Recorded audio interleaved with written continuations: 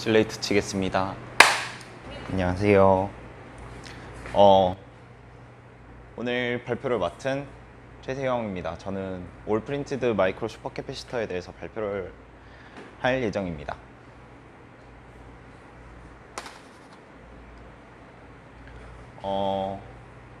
순서는 이렇게 진행될 겁니다. 인트로덕션, 그리고 익스페리먼털, 리절트 앤 디스커션, 그리고 컨클루전 순서대로 발표를 진행하도록 하겠습니다. 먼저 제가 처음으로 교수님과 같이 고안했던 아이디어는 빠른 충전과 그 사용 시간을 극대화하는 그런 슈퍼 캐패시터를 디자인하고 싶었고, 이를 가능하게 하기 위해서 그 슈퍼 캐패시터가 도입되어 있는 PCB 기판에 회로를 그려서 하는 것이 아니라 그 슈퍼 캐패시터 내부에 있는 회로를 디자인을 하게 되어서 이를 가능하게 하고자 했습니다. 그래서 이를 가능하게 하고자 내부 회로에 다이오드를 도입할 거고, 최종적으로는 3D 프린팅 중에서 잉크젯 프린팅 메소드를 이용해서 이를 실현을 할 계획입니다. 이 논문 같은 경우에는 저희 교수님께서 진행을 했던 논문이고, 올 프린티드 슈퍼 캐패시터에 대한 논문입니다. 저는 이를 참고를 해서 여기에 다이오드를 도입을 해서 패스트 차지와 그 롱 유즈 타임을 만들 수 있도록 할 예정입니다. 이렇게 올 프린티드 슈퍼 캐패시터 같은 경우에는 그 3D 프린팅을 이용을 하기 때문에 만약에 디맨드가 있으면 바로 서플라이를 할 수 있는 체계를 만들 수 있을 것이고, 이렇게 해서 뭐 만듦에 있어서 오차율이라든지 이런 것들을 줄일 수 있고 자원의 낭비를 막을 수 있다는 장점이 있습니다. 제가 진행할 연구는 이러한 순서를 따라서 진행을 할 예정입니다. 첫 번째로는 실험적 측면에서의 디자인을 완벽하게 한 다음에 이러한 다이오드를 포함하는 마이크로 슈퍼 캐패시터가 가능한지 아닌지를 먼저 확인을 할 것이고, 그 다음 두 번째로는 메탈 라인의 물질의 변화를 주어서 조금 더 고성능 그리고 프린팅하기에 좀 더 적합한 물질을 찾는 옵티마이제이션 프로세스를 거칠 것입니다. 그리고 세 번째로는 회로에 대한 옵티마이제이션을 좀 더 할 생각입니다. 예를 들어서 다이오드를 지금 현재 사용을 하고 있는 부분이 있는데, 그러한 다이오드를 다른 물질로 바꿔본다든지 혹은 그 회로의 디자인 자체를 완전히 바꿔버린다든지 해서 그 내부 회로 자체를 최적화시키는 것이 세 번째 단계입니다. 네 번째 단계는 앞서 말했듯이 다이오드도 변환을 시킨다 했는데, 이를 올프린티드라는 이름에 걸맞게 다이오드 자체도 프린팅을 할 수 있는 방법을 찾아볼 생각입니다. 그리고 마지막으로는 이러한 그 전체적인 디자인을 마이크로 슈퍼 캐패시터 뿐만 아니라 현재 사용되고 있는 2차 전지, 즉 배터리에도 도입을 해서 리튬을 이용한 그러한 리튬을 포함하고 있는 그런 배터리를 만들 계획에 있습니다. 익스페리먼털에서 그렇다면 어떻게 실현을 할 것인지에 대한 간략적인 모사도입니다. 이를 가능하게 하기 위해서는 첫 번째로 CAD를 디자인을 해서 제가 직접 디자인을 한 이러한 것을 그 3D 프린터가 읽을 수 있는 형식으로 CAD를 디자인을 해야 하고, 두 번째로는 컨덕팅 라인을 그리는 것을 3D 프린터를 이용해서 컨덕팅 라인을 그릴 것이고, 세 번째로 그 컨덕팅 라인에다가 지금 보시는 바와 같이 다이오드를 부착을 해서 직렬 충전 그리고 병렬 방전을 이용해서 빠른 차지와 롱타임 유즈를 사용할 수 있도록 할 계획입니다. 그리고 네 번째로는 그 프린트된 그 컨덕팅 라인 위에다가 일렉트로드, 즉 액티브 레이어를 프린팅하는 것도 그 다음 단계이고, 그 다음 단계로서는 그러한 일렉트로드 위에다가 겔 타입의 그 일렉트롤라이트를 프린팅할 계획입니다. 그 다음으로는 그 겔 타입 일렉트롤라이트 같은 경우에는 그 장서현 연구원이 진행을 했던 그 장성현 연구원이 참여를 했던 그 논문에서 보았듯이 일렉트로라이트 자체가 그 크랙이 가는 현상이 있기 때문에 이를 보완하고자 패시브에이션 레이어를 깔 생각이고, 그 다음으로 완성된 디바이스에 대해서 CV나 EIS 그리고 그 GCD를 찍어서 성능을 측정을 할 생각입니다. 먼저 CAD 디자인 같은 경우에는 오토데스크사에서 제공하는 이글캐드라는 프로그램을 사용해서 디자인을 할 것이고, 그 앞서 보여드렸던 이 디자인을 할 수 있도록 도와주는 프로그램을 사용할 예정입니다. 다음으로는 그 앞서 보여드렸던 그 CAD 프로그램을 읽을 수 있는 3D 프린터를 이용을 해서 PCB 기판 위에다가 제가 원하는 디자인을 먼저 한 다음에 추후에는 그 기판 자체도 저희가 만드는 정말 올 프린터블한 기기 슈퍼캐피시터를 만들 생각이고, 다이오드는 현재는 지금 상용되고 있는 이 다이오드를 사용하게 될 것인데, 이후에는 이 다이오드까지 프린팅을 할 수 있는 메소드를 찾을 생각입니다.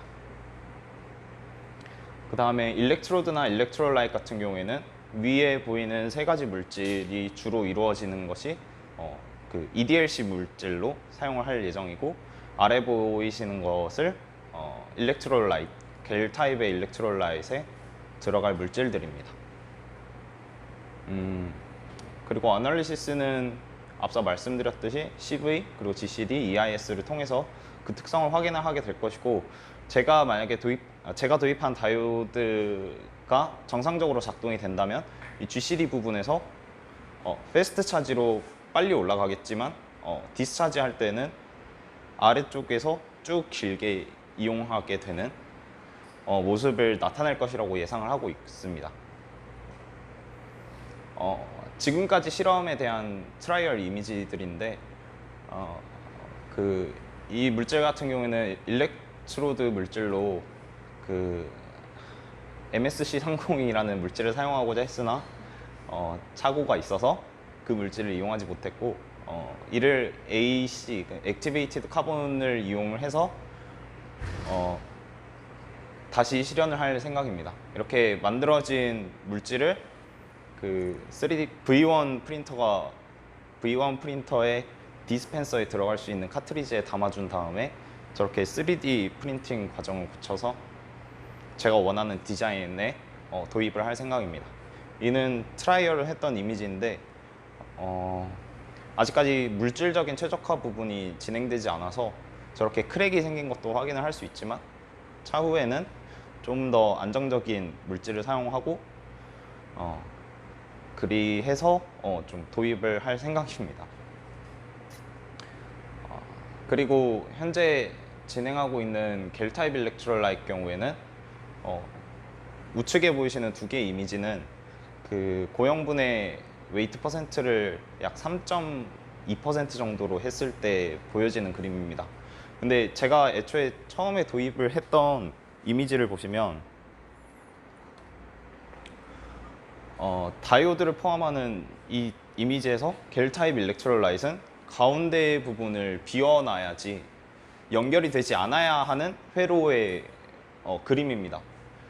근데 보시는 그림과 같이 이 둘이 이어져 있기 때문에 아직은 저렇게 하면 최적화는 되지 않겠다라는 결론이 나와서 고형분을 좀 더 업그레이드 시켜보고자 심웨이트 퍼센트로 해봤지만, 심웨이트 퍼센트로 하게 되면 거의 프린팅도 불가능할 정도로 뚝뚝 끊기는 현상이 있어서 최종적으로는 한 웨이트 퍼센트를 5%대로 낮추는 방향으로 진행될 예정입니다.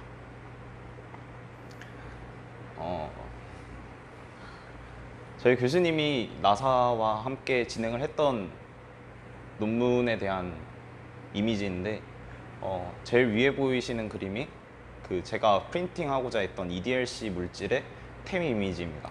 샘과 템 이미지인데, 이를 보시면 뭐 그냥 참고 삼아 넣었던 이미지입니다. 그리고 오른쪽에 보이시는 그림은 전체적으로 다 프린팅을 했을 때 모습을 보여주는 거고, 저는 이러한 부분에 다이오드를 넣어서 제가 원하고자 하는 특성을 얻고자 합니다. 그리고 이렇게 프린팅을 할 수 있을 뿐만 아니라 더 오른쪽에 보시면 나사라고 적힌 글씨처럼 저희가 원하는 디자인을 언제든지 변형시킬 수 있다는 장점을 가지고 있습니다. 또 이건 앞서 보여드렸던 이미지인데 제가 만약에 성공을 하게 된다면 이러한 유사한 개형을 가지지만 이 절반 부분 이후에서는 새로운 특성을 나타낼 것이다. 즉 차지와 디스차지의 개형이 현재까지 보지 못했던 개형이 나올 것으로 예상을 하고 있습니다. 감사합니다.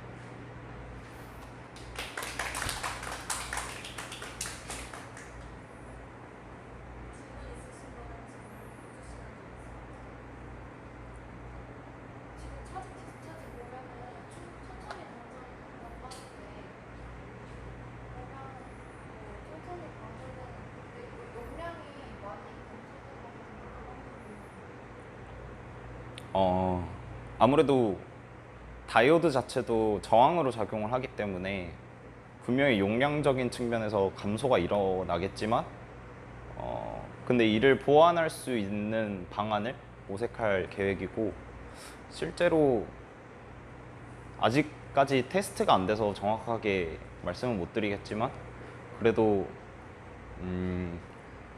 고효율성보다는 좀 방전 시간을 오래 가게 하는 슈퍼 캐패시터를 만들 계획이어서 네, 그래서 어떻게 보면 로스는 있을 수 있다고 생각을 합니다.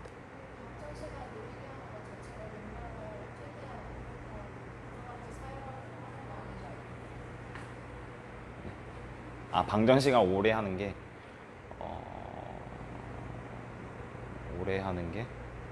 용량을 증가시키려고 한다. 그 부분에 대해서는 조금 더 공부를 한 다음에 말씀드립니다.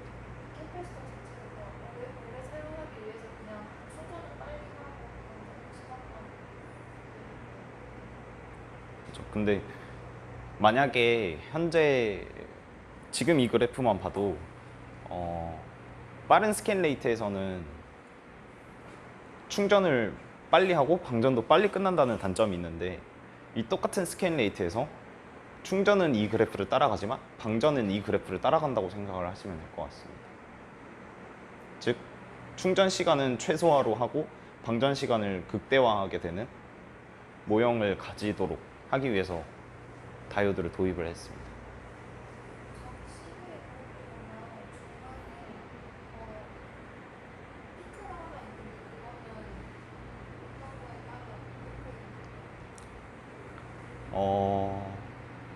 피크 같은 경우에는 지금 현재 보이시는 게 커런트 컬렉터로 AG를 사용하게 됐는데, 이 AG가 이 볼티지 범위 내에서 산화환원 반응에 참여를 하기 때문에 거기에 대한 피크가 아닐까라는 생각을 했습니다.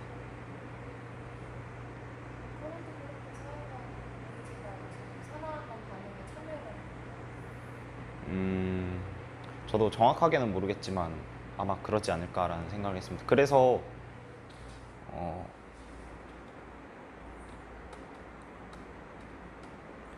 보여드리는 그림이 이건데, 사실 이 그림도 지금 좀 허접하게 만들어서 그렇지만 이 커런트 컬렉터 위에 일렉트로드 물질을 도포를 하게 되면 이 물질을 모두 다 덮는 것이 아니라 약간 조금 AG 부분은 절대 튀어나올 수 없도록 그 액티브 머처리얼 자체는 그 AG 라인을 오버를 해서 덮도록 디자인을 해야 하는 이유가, 이 겔 일렉트로라이트 위에 AG가 묻게 되면 그 충전 방전 과정에서 산화환원 반응에 참여를 한다고 들었습니다. 그래서 그 패시베이션 레이어는 이 일렉트로라이트 자체에 크랙이 가는 것을 방지하기 위해서고, 제가 말씀드린 부분은 이 커런트 컬렉터가 반응에 참여하지 않도록 하기 위함이라고 얘기를 드리지만, 근데 어쩔 수 없이 실험적으로 하다 보면 눈에는 보이지 않지만 미세하게 에이지가 반응에 참여할 수 있다고 생각을 해서 그래서 이러한 피크가 나타나지 않았을까라는 생각을 했습니다.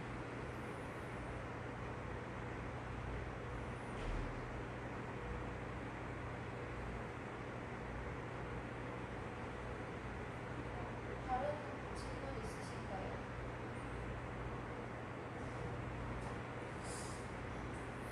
약간 뭔가 궁금한데 그렇게 오랫동안 건강시킬 수 있으면 캐패시터를 배터리를 쓰는 곳에 쓸 수 있나요?